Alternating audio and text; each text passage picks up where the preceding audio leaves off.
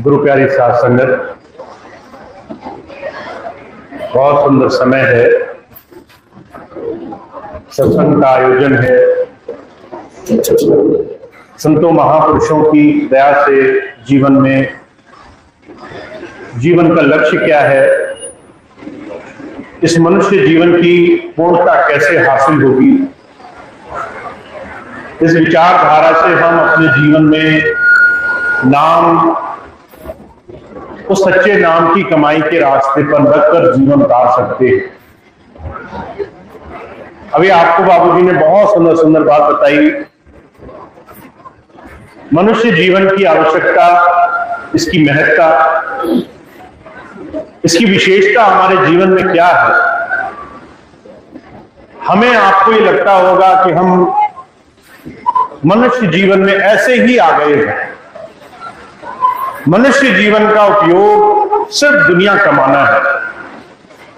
सुबह से लेकर शाम तक दुनिया की जिम्मेदारी, दुनिया की चिंता, छोटे छोटे कामों की परवाह, भूत और भविष्य में जो गुजर गया, जो आने वाला है, उन्हीं तमाम चीजों की चिंताओं में हमारा जीवन शायद दुनिया के इन्हीं तमाम बोझों को कमाने के लिए है। और चाहे आप लाख कोशिश करें, चाहे आप ज्ञान ध्यान से कितना ही समझें, पर हमारा जो आचरण है, हमारा जो चरित्र है, वो संसार को भोगने में ही लगा है। मैं हर दिन अनगिनत अपने सत्संगी भाई बहनों को देखता हूं जो तरह तरह की चिंताओं में फंसे हुए हैं। अभी थोड़ी देर पहले एक बहन मिली, कहने लगी बच्चों की शादी हो जाए तो जिम्मेदारी पूरी हो जाती। अब वो इस फिक्र में है, परेशानी में है, उधेड़-बुन में है कि मेरा काम है कि मैं जोड़ तोड़ लगा करके बच्चों की शादी करवा दूंगी। और इस जद्दोजहद का बोझ लेकर चारों तरफ दौड़ रहे हैं। पर सच्चाई ये है, हुजूर कहा करते थे, अगर तुम्हें यकीन ना हो तो समय आने से पहले कोई काम किसी का बनता नहीं है।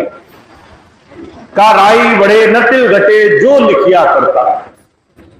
तुमने बड़ा जोर लगाया, जबरदस्ती करी, कुछ काम बनाने के लिए तरह तरह के जतन किए और फिर भी वो काम बिगड़ गए। और जहां तुमने सब कुछ उसकी मर्जी पर छोड़ दिया, समय उसकी मौज के हिसाब से अपने आप वो काम समय समय पर होते गए। ये हमारी चिंताओं का बोझ है। हुजूर कहा करते थे, ये तुम्हारा वो स्वभाव है, वो आदत है जिसे तुमने संसार में जाने अनजाने पा लिया है। इसमें तुम्हारा कोई दोष नहीं है कि तुम संसार के बोझ में लगे हो। ये वो आदत है जिसे हमने जाने अनजाने बनाया है। इस आदत को पलटा भी जा सकता है। इस स्वभाव को, इस मनोवृत्ति को उल्टा भी जा सकता है। चिंताओं को चिंतन में भी लगाया जा सकता है। खुद संसार का स्वामी बनने की ये भावना कि मेरे करने से ही सब होगा, इसको बदलना भी हमारे जीवन में ही संभव है। ये वो रास्ता है जिसे संत हमसे कराना चाहते हैं। हर रोज हमें संसार में, जीवन में, इस मनुष्य जीवन में, इस जीवन को सुधार का रास्ता संतों ने सिर्फ अपनी गृहस्थ को सही तरह से साधने के लिए बख्शा है। तुम्हारे जीवन में तुम्हारा आचरण ही तुम्हारा असल स्वरूप है। बहुत से लोग कहते हैं मैंने नाम ले लिया, मैंने धर्म धारण कर लिया, मैं अध्यात्म से जुड़ गया, मैं किसी मत को मानने लगा। अगर हम गुरु से जुड़ गए तो उसकी सीधी सादी परिभाषा क्या होगी कि हम अपने जीवन में कैसे आचरण करते हैं। स्वामी जी अक्सर एक घटना सुनाया करते थे। एक बार एक पंडित जी थे, उनका लड़का सियाना हुआ, लड़के की शादी के लिए उन्होंने कुछ रिश्ते ढूंढे। एक सुयोग्य रिश्ता मिला। पंडित जी जब वहां गए तो लड़की ने एक शर्त रख दी, कहने लगी मैं भक्ति भाव वाली हूं, तुम्हें अगर मालिक में भरोसा होगा तो तुम्हारे यहां शादी होगी। अब पंडित जी को इस बात का गुमान था, अहंकार था कि हम तो धर्म के बहुत बड़े धर्माचारी हैं, सारी दुनिया को ज्ञान देते हैं, हमसे बड़ा धर्म मानने वाला कौन होगा। उन्होंने कहने लगा तुम निश्चिंत रहो, हमसे ज्यादा परमात्मा में भरोसा किसी का नहीं। शादी हो गई। वो लड़का जब बड़ा हुआ तो पिताजी के ही काम में आगे बढ़ा, पंडिताई करने लगा। अब कहीं जाता था, कथा भागवत करता था, दान दक्षिणा मिलती थी, घर चलता था। एक दिन 2-4 दिन का लंबा कार्यक्रम लग गया। लड़का अपनी पत्नी से कहने लगा ऐसा करो 2-3 दिन के लिए कुछ सामान बांध दो, पता नहीं गुजारा हो नहीं हो। ऐसे ये जजमान ने कुछ दिया नहीं दिया, क्या भरोसा। जब ये बात कही तो लड़की जोर जोर से रोने लगी, कहने लगी मुझे अविश्वासी के घर, एक ऐसे घर में ब्याह दिया जहां पर उस परमात्मा का भरोसा जीवन में संतमत की शुरुआत नहीं होती। हमें अपने हृदय पर हाथ रख करके अपने आप से पूछना है, क्या हम सच में उस मालिक का भरोसा करते हैं? क्या हम सच इतना जीवन आगे है, इसकी एक एक सांस की, एक एक क्षण की जिम्मेदारी हमारे गुरु की है?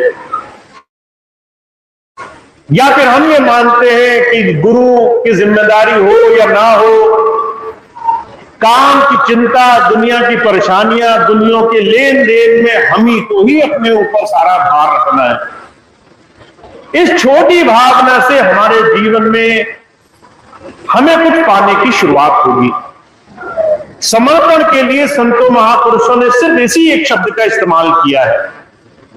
समर्पण का मतलब ही है तन मन धन सब कुछ उस मालिक की आज्ञा में, राजी में, तुम्हें तुम्हारे जीवन की एक क्षण मात्र की भी चिंता ना हो, और तुम्हें जो कुछ मिल निकले, ठोकर लग गई तो भी उस मालिक की मौज है। तुम चाहते हो कुछ और मिले, वो नहीं मिला, ये भी उस परमात्मा की रजा है। तुम चाहते कुछ और हो, शुरू किया है। गुरु उन्होंने जाएगा इस बात को उदाहरण के रूप में अपना जीवन का दृष्टांत रखा है। गुरु अर्जुन देव जी महाराज कहते हैं तुम्हारे अंदर की स्थिति क्या है, दूसरा क्या कर रहा है, दूसरा कैसे सत्संग में जा रहा है, दूसरा कैसे गुरु जी को मान रहा है, तुम अपने अंदर झांकना। उसकी शुरुआत कहां से करना? कहते हैं गुरु गुरु गुरु कर मन मोर। गुरु जब भी कोई बात निकले तो देखो गुरु का भरोसा बन रहा है कि नहीं बन रहा। और गृहस्थ एक बहुत सुंदर साधन दिया है महापुरुषों ने हमें हमारे जीवन को समझने के लिए। जब आप गृहस्थ में रहते हैं तो ना जाने अनजाने अनगिनत परेशानियां आपके सामने डोलती रहती है। कहने को तो आप घर में हो, पर घर का हर एक सदस्य अपने तरीके से जीवन जिएगा। बच्चे बात नहीं मानेंगे, माता पिता अलग भाव में रहेंगे, भाई बहन अलग विचारों में रहेंगे। 100 में से एक बात पर राजी हो गए तो हो गए, वरना वो हर एक इंसान अपने हिसाब से चल रहा है। अब ऐसे में आपको अनगिनत मनोभाव से होकर गुजरना पड़ेगा। गुस्सा भी आएगा, ईर्ष्या भी होगी, द्वेष भी होगा, मन में उनकी बुराई करने की इच्छा भी होगी। मन में बार बार विचार आएगा कि जो है ये मेरी बात नहीं मानता, इसको सजा भी दी जाए। तरह तरह के विचार आएंगे। पर हुजूर कहते हैं उन तमाम विचारों में तुम्हें हर रोज मन के उतार चढ़ाव, चिंता, परेशानी, द्वेष, अलग अलग तरह की बुराइयों से होकर गुजरना पड़ेगा। वहां तुम देखना तुम कितना ज्यादा अपने जीवन में अपने जीवन को मजबूत धारा से जोड़कर देख पाते हो, कितना विश्वास तुम्हारा बना हुआ है, कितना चिंताओं से तुम मुक्त हो। और अगर नहीं हो तो तुम्हें इस पर काम करना है, तुमने अपनी मनोवृत्ति को बदलना है। महाराज जी के जीवन की घटना आती है। एक बार वो एक मनोवैज्ञानिक से मिले, वो आदमी जो मन बुद्धि को पढ़ता है, उससे जाकर मिले। महाराज जी ने उससे बात की। महाराज जी कहने लगे बहुत से लोग ऐसे हैं जो संसार में कई बार परेशानी, चिंता, तरह तरह की तकलीफ, तरह तरह की परेशानियों में जीवन गुजारते हैं। कई बार उन्हें भरोसा नहीं होता कि ये जीवन कोई प्रसाद है, परमात्मा का कोई हमारे जीवन में आशीर्वाद है। कई बार लोग अपने जीवन को श्राप के रूप में देखते हैं। आपने भी लोगों के मुंह से सुना होगा, लोग कई बार कहते हैं हमारा जीवन तो बड़ा दुर्भाग्यपूर्ण है, हम तो बड़े अभागे हैं, हमारे साथ तो बड़ा गलत हो रहा है। ऐसी बातें आपको सुनने में मिल जाएंगी चारों तरफ। लोग अपने जीवन को कई बार बड़ा दुर्भाग्यपूर्ण देखते हैं। महाराज जी ने उस मनोवैज्ञानिक से पूछा, आखिर इतना सुंदर जीवन मिलने के बाद भी आदमी इतना हताश क्यों है, इतना निराश क्यों है, इतना ज्यादा जीवन में गलत चीज को क्यों देखता है? तो उस मनोवैज्ञानिक ने एक छोटी सी घटना सुनाई, वो मैं आपके सामने रखता हूं। वो कहने लगा, अगर कोई नहाने के लिए बड़ा सुंदर सा पूल बनाया जाए जहां पर लोग नहाने जाते हैं, उसके नीचे सफेद टाइल लगाई जाए, उसके अंदर पानी भरा जाए, तो आप जब ऊपर से देखेंगे तो पूरा पानी का जो भंडार है वो आपको सफेद दिखाई देगा। जानबूझकर अगर उसमें एक छोटा सा हिस्सा छोड़ दिया जाए जिसमें वो सफेद हिस्सा ना लगाया जाए, वो दूर से काला काला चमकता रहे, तो जब जितने लोग आएंगे वो सारी चीजें देखने के बाद उस एक काले हिस्से की बुराई करेंगे। अगर 100 लोग आए, 100 लोग उस पानी के तालाब को देखेंगे तो वो ये नहीं कहेंगे कि कितना सुंदर बना है, वो सारे कहेंगे ये एक काला हिस्सा जो छूट गया ये बड़ा गंदा लग रहा है, इसमें बड़ी गंदगी नजर आ रही है, इससे पूरी शोभा खत्म हो रही है। उसने महाराज जी से पूछा ऐसा क्यों है? महाराज जी कहने लगे, मनोवृत्ति। हमारे अंदर ये भावना है, हमारे जीवन में 100 अच्छे काम हो, हम उसे नहीं देखते, उसकी हम कभी भी वाहवाही नहीं करते, उसके लिए कभी अपने जीवन में अपने आप को सुख सुकून में नहीं पाते। बस एक छोटी सी चीज हमारी ना बने, हम उसके लिए दुख रोते हैं, उसके लिए हमें दुख होता है, उसके लिए हम परेशान होते हैं। अगर हमें परमात्मा 100 सुख दे, एक छोटी सी बात हमारी बात ना माने, अगर संसार में, समाज में हमारे बच्चे, माता पिता, भाई बंधु हमारी 100 बात मानते हो, एक बात हमारी ना माने, हम 100 बात भूल जाएंगे, हमें बस एक बात याद रह जाएगी जो हमारी नहीं मानी गई, हम उसी का उलाना भरेंगे, हम उसी का टुकड़ा रोएंगे। तो जो कहा करते थे, ये वो मनोवृत्ति है जो इंसान को सिर्फ गलत चीजों की तरफ जाना सिखाती है। इसको बदला जा सकता है। कैसे बदलोगे? इसके लिए फरमाया करते थे। एक बार एक गुरुजी के पास एक माता अपने बच्चे को लेकर गई, कहने लगी बच्चा बहुत मीठा खाता है, मीठा खाने से इसके पेट में बड़ा दर्द होता है, बड़ी तकलीफ होती है, बच्चा मेरे लाख कहने से नहीं मानता, आपका बड़ा सम्मान करता है, आप इसे समझाओगे ये सुधर सकता है। गुरुजी कहने लगे अभी नहीं, अगले महीने लेके आना। एक बच्चा, 1 महीना वो बच्चा बड़ा परेशान रहा, रोज मीठा खाता था, रोज तकलीफ होती थी, रोज चिल्लाता था, पर कोई इलाज नहीं था क्योंकि उसने खुद जीवन बदलना शुरू नहीं किया। 1 महीने बाद वो महिला दोबारा से अपने बच्चे को गुरुजी के पास लाई। गुरुजी ने कहा, बड़े प्यार से समझाया कि बच्चे मीठा नहीं खाते, मीठा खाने से तकलीफ होती है, मीठा खाने से कष्ट होता है, मीठा खाओगे पेट में दर्द होगी, पीड़ा होगी, परेशानियां होंगी। बहुत प्यार से समझाया। लड़के को बात समझ में आ गई। अगले दिन से उसने कोशिश करी, धीरे धीरे मीठा छूट गया, पेट का दर्द भी दूर हो गया। माता को बड़ा आश्चर्य हुआ। यही बात गुरुजी 1 महीना पहले भी तो बता सकते थे, 1 महीना क्यों इंतजार किया? अगली बार जब वो गई, गुरुजी से कहने लगी, अगर ये बात 1 महीना पहले बता सकते थे तो बच्चे को 1 महीना और पीड़ा कम सहनी पड़ती।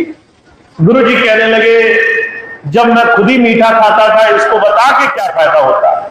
जब मेरा आचरण नहीं सुधरा तो ये सामने वाले का आचरण कैसे सुधरेगा? हुजूर कहा करते थे, मनोवृत्ति को बदला जा सकता है। कैसे बदलोगे? पहले अपने अंदर सुधार लाना शुरू करो। पहले अपने जीवन को, पहले अपने चारों तरफ हो रही घटना को गुरु प्रसाद के रूप में देखना शुरू करो। हर एक चीज उस मालिक का आशीर्वाद है। तुम्हें ठोकर लगी, उसमें भी भला छुपा है। तुम्हारे जीवन में कष्ट आए, उसमें भी भला छुपा है। कबीर साहब बड़ा जोर देकर कहते परमात्मा जब तुम्हें संसार में कष्ट देता है तो इसलिए नहीं कि वो तुम्हें तोड़ना चाहता है, इसलिए कि वो तुम्हें और मजबूत बनाना चाहता है, इसलिए वो तुम्हें और बड़ी जिम्मेदारी सौंपना चाहता है, इसलिए वो तुम्हें और मजबूत बनाकर और आगे भेजना चाहता है। उसी को संसार में चुनौतियां दी जाती हैं जिसे जिम्मेदारी सौंपनी होती है, जिसको मजबूत बनाना होता है, जिसको जीवन में सफल बनाना होता है। तो अगर तुम्हें परेशानी आ रही हो जीवन में तो अपनी पीठ थपथपा लेना। अगर जीवन में कष्ट आ रहे हो तो थोड़ा खुश हो लेना। अगर कुछ काम बिगड़ रहा हो तो थोड़ा खुशी मना लेना। हो सकता है गुरुजी ने किसी अच्छे काम के लिए चुन लिया हमें, हो सकता है किसी मजबूत चीज के लिए हमें तैयार कर रहे हैं। कबीर साहब ने आज से 600 वर्ष पहले इस बात को कहा गुरु कुमार सिख कुंभ है, गड़गड़ काड़े को अंदर हाथ उभारता बाहर देता चोट। तुम कुमार के घर जाओ जहां वो घड़ा बना रहा हो, वो जब घड़ा बनाता है तो ऊपर से बड़ी तेज तेज चोट मारता है घड़े पर। हम देखेंगे, देखकर हमें आश्चर्य होगा कि कच्ची मिट्टी का घड़ा तो एक क्षण में टूट जाएगा, इतनी जोर जोर से चोट कौन मारता है। पर कबीर साहब कहते हैं जो बाहर से देखता है उसे अंदर का हाथ नहीं दिखाई देता। अंदर का वो दूसरा हाथ जो चोट मारने से पहले उसको सहारा देने के लिए तैयार रहता है। जब संत आते हैं वो कहते हैं आपका और हमारा जीवन ये ऐसे सुंदर उस प्रभु के नाम के लिए चुना गया है जिसमें हमारे जीवन का जो भी समय बचा है उससे हमें बड़े बड़े कारनामे कर लेने हैं, बड़े बड़े अद्भुत काम कर लेने हैं, बड़े बड़े हमें जीवन में ऐसे काम को अंजाम देने हैं जिससे जीवन सफलता की तरफ बढ़े, जिससे हम नाम से जुड़ सकें। पर इसके लिए आपको अपना दृष्टिकोण बदलना होगा। पहले आपको जीवन देखने का तरीका बदलना होगा। अगर आप हर रोज कहते रहे तो मैं तो बड़ा कष्ट में हूं। कई बार मैं बहुत माताएं बहनों को देखता हूं, जब वो आती है कहती है भैया जी हमारा भजन नहीं बन रहा। भजन नहीं बनने के साथ वो दूसरी लाइन बोलती है, कहती है हमने बड़े पाप कर्म किए होंगे, हम बड़े बुरे हैं, हमने संसार में बड़ी बुराई कर रखी है। जितना चाहे वो अपने आप को अपने नाकाम बनने के लिए दोषी ठहरा देना चाहती है। हुजूर कहा करते थे जब तुम अपने आप को अपनी परिस्थितियों के लिए दोषी ठहराओगे तब तक तुम अपने उस अच्छे काम से बचने की कोशिश करोगे। तब तक तुम्हारा मन कहेगा तुम भजन क्या करोगे, तुम तो पहले ही पापी आदमी हो, तुमसे तो पहले ही काम नहीं होते, तुम और क्या भजन करोगे। तुम जितनी बार भजन पर बैठने की कोशिश करोगे तुम्हारा मन तुम्हें छलने की कोशिश करेगा। तो हमेशा अपने आप का मनोबल ऊंचा रखो। इस बात को पहले समझो, तुम्हें अगर संसार में भेजा गया तो बहुत ऊंचे काम करने के लिए भेजा गया। उसकी शुरुआत कहां से होगी? पहले जीवन में गुरु की कृपा देखना शुरू करो, उस मालिक की मौज, उसकी दया देखना शुरू करो। हुजूर एक बात कहा करते थे, मुझे अच्छी से याद है, जब मैं छोटा था स्वामी जी ने एक बार सत्संग में बात कही कि उस परमात्मा का शुक्राना अदा किया करो। मैं छोटा था, मैंने सोचा शुक्राना क्या अदा करें, स्कूल जा रहे हैं, पढ़ाई लिखाई अच्छी नहीं हो रही, एग्जाम आएंगे, फेल होने के पूरे आसार लग रहे हैं, और शुक्राना क्या अदा करें। पर धीरे धीरे जब उम्र गुजरी तो पता चला कि वो एग्जाम चाहे कितनी चिंता की फिर भी सही तरीके से आगे निकल गया। जीवन में ऐसे हजारों परीक्षाएं आई, वो भी कट गई। हम जीवन में जहां पहुंचे उसमें हमारे अच्छे और बुरे दोनों ही क्षणों ने हमें जीवन में बनाने का काम किया है। और बाद में ये बात समझ में आई, संत क्यों कहते हैं शुक्राना अदा किया करो, क्योंकि संत चाहते हैं आप जीवन में वो देखो जो आपको बहुत विशेष रूप से मिला है। तो जो कहते हैं शुक्राना अदा करो, तुम्हें दूसरों से अच्छा मिला है। तुम्हें आज खाने पीने के साधन हैं, बहुत से लोग ऐसे हैं जिनको 2 वक्त की रोटी नहीं है। तुम्हारे शरीर पर तुम्हारे अंग हैं, बहुत से लोग ऐसे हैं जिनके शरीर पर अंग नहीं है, जो चलने फिरने में असमर्थ है। तुम्हारा परिवार अच्छा है, बहुत से लोग अकेले जीवन जी रहे हैं। तुम्हें परमात्मा ने शक्ति दी, ऊर्जा दी, तुम्हें ज्ञान दिया, तुम अपने पैरों पर खड़े हो। बहुत से लोग ऐसे हैं लाख चाह करके भी 2 वक्त की रोटी नहीं कमा पाते। ऐसे हजारों चीजें हैं तुम्हें परमात्मा ने दी, जिसके लिए तुम्हें शुक्राना अदा करना है। पहले उस मालिक का शुक्र मनाना है, पहले उस प्रभु की दया को देखना शुरू करना है। तो जो एक ही बात कहते हैं, वो जीवन धन्य है, वो भाग्यशाली है जिसने अपने जीवन में इस संसार को, इस जीवन को उस प्रभु का आशीर्वाद मानकर देखना शुरू किया है। जो उस प्रभु की दया मेहर देखता है उसको और दया मेहर प्राप्त होती है। जो इस संसार में सिर्फ बुराइयां देखता है उसको सिर्फ और बुराइयां प्राप्त होती है। तो आप मेरी बात मानना, जितने लोग रोज परेशान हो रहे हैं कि हमारे जीवन में सब गलत हो रहा है, वो और ज्यादा गलत करने के साधन बना रहे हैं। अगर आज एक चीज से दुखी हैं तो 10 और दुखी करने वाली चीजों को अपने लिए खड़ा कर रहे हैं। तो अपने जीवन में अगर सुखी रहना चाहते हो तो उस परमात्मा का शुक्र मनाना शुरू करो, उस प्रभु की याद करना शुरू करो। रोज सिर्फ बुराइयां मत देखो, उसकी अच्छाई जीवन में देखना शुरू करो।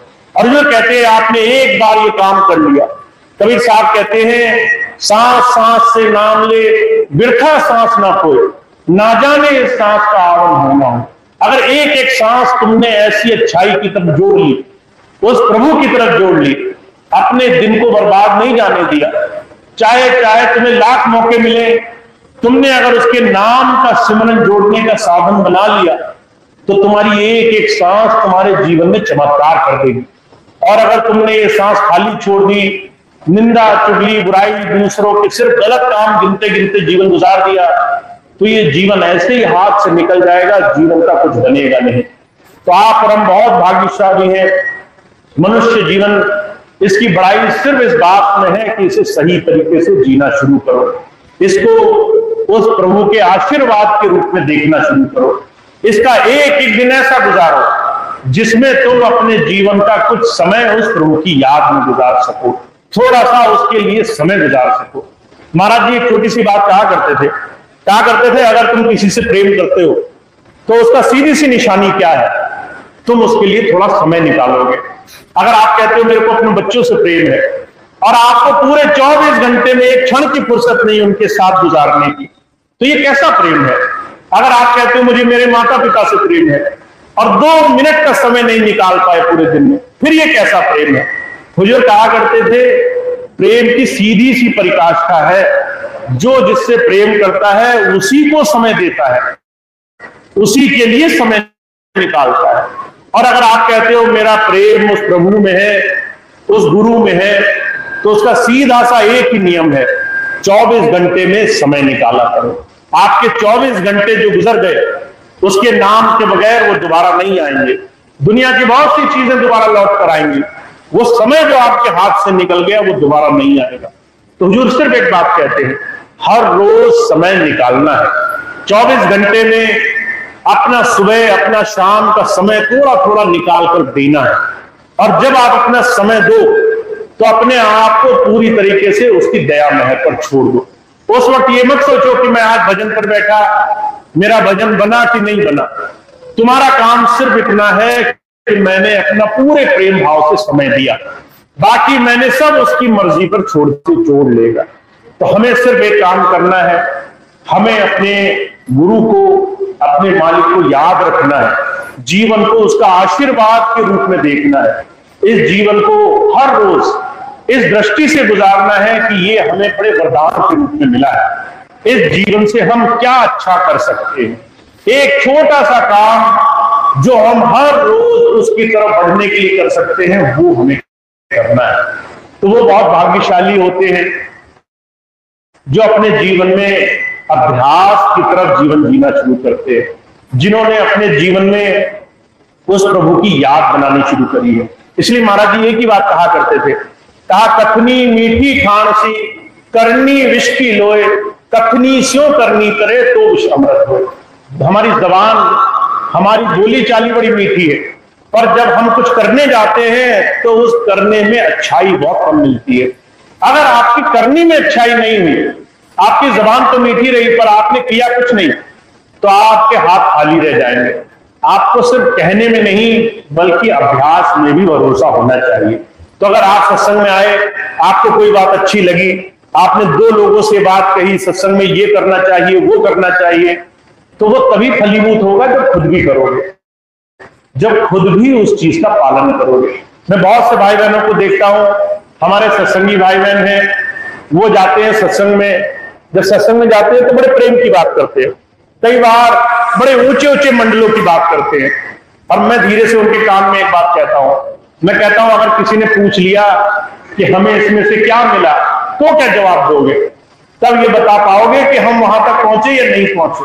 इसीलिए करना भी शुरू करो। अगर आप दूसरे को कोई रास्ता दिखा रहे हो तो उस रास्ते की जानकारी भी होनी चाहिए, उस रास्ते का भेद भी पता होना चाहिए। तो सिर्फ कहना नहीं है, करना भी है। हर एक उस सत्संगी भाई बहन को जो अपने जीवन में और अपने परिवार के लिए कुछ भी अच्छा चाहता है। कई बार मैं बहुत सी माताएं बहनों को देखता हूं, वो आती है कहती है हमारे बच्चे वो आगे सत्संग में नहीं जुड़ रहे, हमारे आगे परिवार सत्संग में नहीं जुड़ रहे। और मेरे मन में एक ही विचार आता है, कैसे जुड़ेंगे? पहले हमारा जुड़ना बड़ा जरूरी है। अगर विपत्ति आई और हम ही बिखर गए तो बच्चे क्या वापस दोबारा आएंगे? वो कहेंगे पिताजी माताजी 20 साल में आज तक नहीं जुड़ पाए, हम वहां जाकर के क्या जुड़ जाएंगे? पहले हमें अपना आचरण प्रस्तुत करना होगा, पहले अपना आधार मजबूत बनाना होगा। तो सिर्फ एक बात पर ध्यान दीजिए, आपने बहुत बातें कही होंगी, पर अगर करी नहीं है जीवन में, अगर जीवन में उस पर चलना नहीं शुरू किया है तो आनंद नहीं आएगा। लोग सिर्फ आपका आचरण देखेंगे, आपकी मीठी मीठी बात से वो किसी भी तरीके से बुलावे में नहीं आएंगे। तो गुरु मत एक ही बात कहता है, आप अपने जीवन में गुरु को हाजिर नाजिर मानो, उसका भरोसा रखो, आपको ये जीवन वरदान दिखाई दे।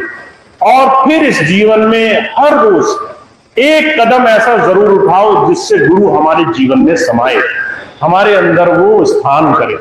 तो आपको अपने जीवन को इस दिशा में जोड़ना है। मैं हमेशा एक ही प्रार्थना करता हूं कि हम सभी लोग सच्चे ईमानदारी से जुड़ने वाले बन सके। हमें एक क्षण के लिए भी अहंकार ना आए कि हम 20 साल 40 साल पुराने सत्संगी हैं। हमें बस रहे कि हम उसके चरणों में खूब खूब जुड़ सके, उसकी याद अपने जीवन में बना सके। तो ऐसे जीवन को हम जिए, ऐसी मेरी प्रार्थना रहती है।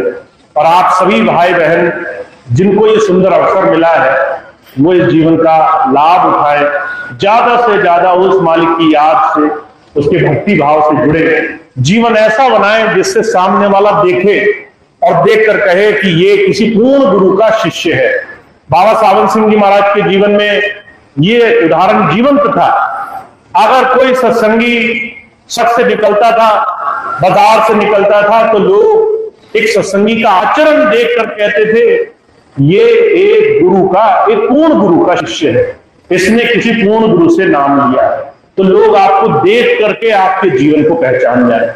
ऐसा जीवन हमारा बनना चाहिए। इसके लिए हमें प्रयास करने हैं, इस दिशा में हमें बढ़ना है ताकि जीवन हमारा सही मायनों में गुरु की दया से सके। तो इतनी बात कहकर मैं अपनी बात समाप्त करता हूं।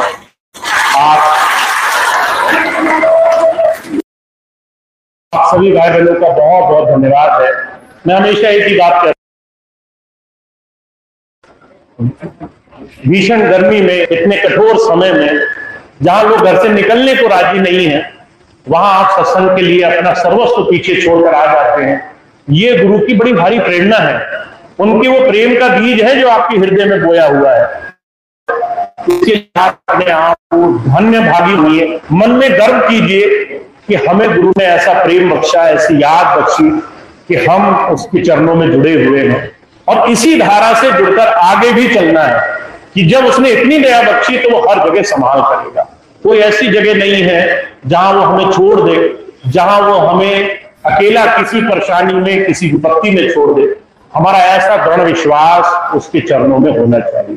तो आप बहुत भाग्यशाली हैं, इसका खूब खूब लाभ मिले आपको। एक दो सूचनाएं मैं आपको और दे दूं, उसके बाद आज का कार्यक्रम समाप्त होगा। सबसे पहली खास सूचना ये है, आज सत्संग बड़े सुंदर ढंग से आज यहाँ पर तरह से जितने भी हमारे कर्मठ भाई बहन हैं उन्होंने इस कार्यक्रम को सफल बनाने के लिए बहुत धन्यवाद करते हैं। उन्होंने इतना सुंदर कार्यक्रम, कहता हूं आप सभी को सत्संग से ज्यादा जुड़ना है।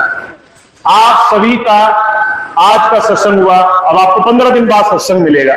बहुत भाग्यशाली हुए तो बीच में कभी इधर उधर सत्संग मिल जाएगा, पर इस दौरान आपको 1000 ऐसे मनमुख लोग मिलेंगे आकर के, जो निंदा करेंगे, बुराई करेंगे, चुगली करेंगे, दूसरे की बुरी बात बोलेंगे। आपके मन में जानबूझ करके विष की जो है वो बीज बोने की कोशिश करेंगे, कभी आपको घर के खिलाफ भड़काएंगे। 20 घंटे संसार जहर बो रहा है। ऐसे मनमुक्ता के चारों तरफ माहौल में आपका सिर्फ एक ही कारण है, एक ही तरीका है बचने का। आपके अंदर उससे ज्यादा सत्संग की धारा प्रबल होनी चाहिए। अगर कोई बुरा बोले तो आपके मन में एक अच्छाई और सच्चाई की भावना इतनी मजबूत होनी चाहिए कि उसकी बुरी बात आपके अंदर आ ही ना सके। आप एक कान से सुनो, दूसरे से निकाल दो। किसी ने बुरा बोला, आपको लेश मात्र फर्क ना पड़े। ये बात तभी आएगी जब आप अच्छाई को बढ़ाओगे, जब सत्संग को बढ़ाओगे, जब एक दूसरे के साथ बैठोगे, सत्संग की चर्चा करोगे। कई बार मैं देखता हूं बहुत से सत्संगी भाई बहन आते हैं, एक दूसरे के साथ बहुत देर तक समय गुजारते हैं, पूरा पूरा दिन गुजारते हैं, पर एक बार भी गुरु जी का नाम नहीं लेते, एक बार गुरु जी की याद नहीं करते, एक बार अपने गुरु जी के साथ बीता हुआ समय नहीं गुजारते, एक बार अपनी घटना नहीं सुनाते। एक बार मैंने एक भाई से कहा, मैंने कहा तुम्हारे जीवन में गुरु जी ने कुछ चमत्कार किए कि नहीं किए? कहने लगा भैया जी बहुत सारी बातें हैं चमत्कार की। कभी बाहर निकले तो हमें पता चला, कभी घर में, कभी व्यापार में, कभी कारोबार में, 1000 ऐसे रास्ते जहां पे पता चला गुरु नहीं होता तो काम क्षण में बिगड़ जाता। तो मैंने कहा ये बात किसी को बताते क्यों नहीं है? अगर तुम्हें ये पता चल जाए कि पड़ोसी ने बुरा किया तुम्हारा, तो 10 को जाके बताते हो। अगर ये पता चल जाए कोई तुम्हारा नुकसान कर गया, कोई पता चल जाए किसी ने घूर को देख लिया, तो 10 को जाके बताते हो। पर अगर गुरुजी ने अच्छा किया तुम्हारे जीवन में, तो वो किसी को नहीं बताते थे।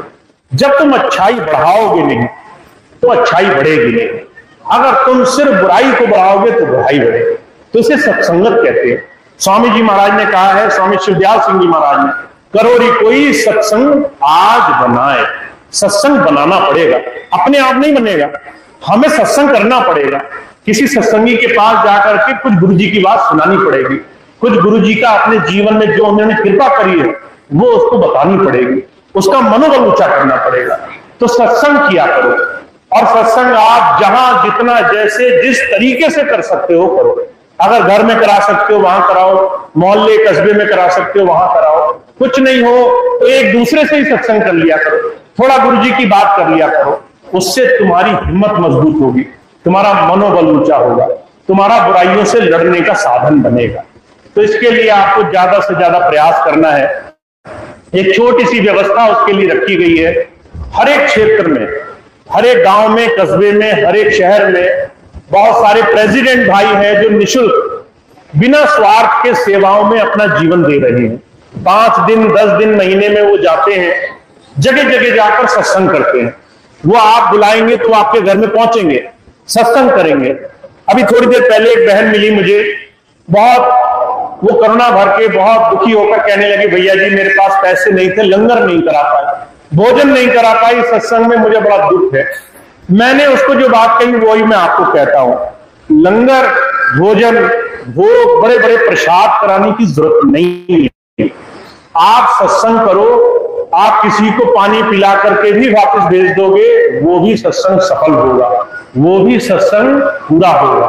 पर आप इसलिए सत्संग नहीं कराओ कि आपने लंगर नहीं करा सकते, भोजन नहीं करा सकते, भोग नहीं चढ़ा सकते, तो इस विचारधारा से सत्संग छूट गया तो समझ लीजिए एक बहुत बड़ी चीज हाथ से निकल गई। तो ऐसी कोई पाबंदी नहीं है। आपको घर में लंगर भोज प्रसाद बड़े बड़े खर्चे करने की जरूरत नहीं है, आप सत्संग जरूर कराया करो। सत्संग में अगर आप सूखा प्रसाद किसी को पिला दोगे, अगर किसी को पानी पिला दोगे, तो भी सत्संगी प्रेम से खुशी खुशी जाएगा। उसे इस बात की खुशी होगी कि मुझे अपने गुरु की याद करने का मौका। तो सत्संग खूब बनाना है, इसका ध्यान रखना है। मैंने एक और विशेष अनुरोध किया है, अपने जितने भी प्रेसिडेंट हैं, जितने भी गवर्नर हैं, जितने भी सत्संगी भाई बहन हैं, सत्संग करने जाओ, सेवा वहां से वापस मत लाना। आपको अगर कोई सेवा दे रहा है तो सेवा की रसीद काट के सेवा उसी आयोजक को सुपुर्द कर देना। कहना भाई अगर तुम्हारी जरूरत हो, खर्चे हो, अगर सत्संग में कुछ प्रसाद लाना हो तो पहले वो चीजें पूरी करो। आपको सेवा भी देने की जरूरत नहीं है, आप सिर्फ सत्संग कराओ, सिर्फ सत्संग से जुड़े। तब तो मैंने बहुत आसान कर दिया। अब भी कोई बहाना बनाए कि मैं ये कर रहा था, मैं वो कर रहा था, तो समझ लो फिर बचत नहीं है। अगर इतना आसान होने के बाद भी आप सत्संग से नहीं जुड़ पाए तो समझ लीजिए आपके हाथ की आई हुई चीज निकल गई। तो आपको सत्संग में कोई दूसरी पाबंदी का ध्यान नहीं रखना है, सारी चीजें सरल हैं, बस बैठकर गुरु चर्चा कर लिया करो। दूसरी बात यह है, स्वामी जी की सेवा के संस्थान को आगे बढ़ाने के लिए पिछले वर्ष एक संस्था का गठन किया गया था, दिव्यानंद योग साधना समिति। बहुत से भाई बहन इसके सदस्य हैं, बहुत से भाई बहन इसके मेंबर हैं, जो वार्षिक या मासिक जैसे भी संभव हो, या अनाज साल में 2 बार गेहूं या अनाज की सेवा से जैसे भी संभव हो वो अपनी सेवाएं दे करके सदस्यता लेते हैं। और सदस्य जो भी होते हैं उन्हीं के माध्यम से बड़े बड़े सेवा कार्य किए जाते हैं। तो जो भी भाई बहन अपनी किसी भी माध्यम से इस संस्था का गुरु परिवार का हिस्सा बनना चाहते हैं, वो अपने गवर्नर, अपने क्षेत्र के सत्संग प्रमुख, अपने इंचार्ज से मिल सकते हैं। वही सारी सदस्यता के बारे में सूचना आपको देंगे। तो आपके जो भी क्षेत्र के प्रमुख हो, जो डीजी हो, जो सत्संग सेवा की जिम्मेदारी देते हो, उनसे मिलिए। वो आपको हर तरह की सेवा के संबंध में और जानकारी देंगे। आप उनसे जुड़ सकते हैं। आपकी सेवा सीधे वो संस्थान और सेवा कार्यों में लगेगी, बीच में कोई भी किसी भी तरह की कोई भी गड़बड़ी करने की कोई भी गुंजाइश नहीं रहेगी। तो आप सीधे इस संस्था के माध्यम से सेवा में जुड़ सकते हैं। अब ये 2 बातें आपके इस सत्संग और सेवा से जुड़ी हुई हैं। तीसरी एक खास बात यह है, बहुत से भाई बहनों को पता है, हम सभी भाई बहन प्रयास कर रहे हैं ज्यादा से ज्यादा सत्संग को, ज्यादा से ज्यादा सेवा को वो एकजुट होकर के एक सही दिशा में ले जाने के लिए। तो उसके लिए आपको ज्यादा से ज्यादा इस बाकी के आने वाले वर्ष में योगदान देना है। अपने जितने भी सेवादार भाई बहन हैं उनको सहयोग देना है, ताकि वो ज्यादा से ज्यादा आपके क्षेत्रों को मजबूत कर सकें, सत्संग से जोड़ सकें। बीच में कोई भी अगर किसी तरीके का अपवाद करने की कोशिश करता है तो उसको हर तरह की चोरी चकारी दूसरी तमाम चीजों से बचा करके सत्संग की धारा से जोड़ सकें। तो आप सीधे सीधे अपने गवर्नर से संबंध रखिए। अपने क्षेत्रों में जो सत्संग सेवा या दूसरे आयोजन है उसके लिए उन्हीं के साथ जुड़ करके आप आगे लाभ उठाइए। तो इतनी बात थी जिसका आप लाभ ले सकते हैं। अब एक प्रार्थना होगी, उसके बाद आज का सत्संग कार्यक्रम समाप्त होगा। मैं डॉक्टर साहब से अनुरोध करूंगा इस